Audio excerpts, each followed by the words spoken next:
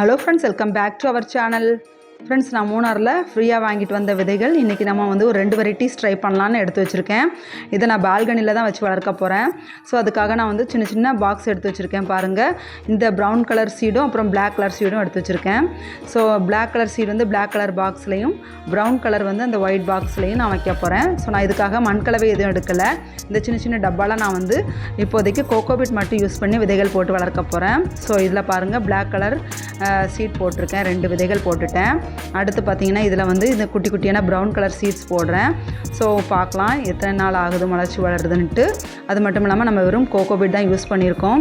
அப்புறமா எனக்கு ஒரு தொட்டி கூட சும்மா இருந்தது பால்கனியில். ஸோ அந்த தொட்டிலையும் நம்ம வந்து விதைகள் போடலாம் அப்படின்னு சொல்லிட்டு அதுலேயும் விதைகள் போட்டிருக்கேன்.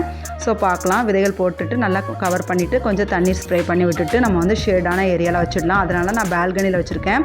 கிரவுண்ட் கார்டனில் வைக்கலாம், பட் வெயில் அதிகமாக இருக்கிறதுனால நான் வந்து பால்கனியில் இப்போதைக்கு வச்சுருக்கேன். ஸோ வெயிட் பண்ணி பார்க்கலாம்.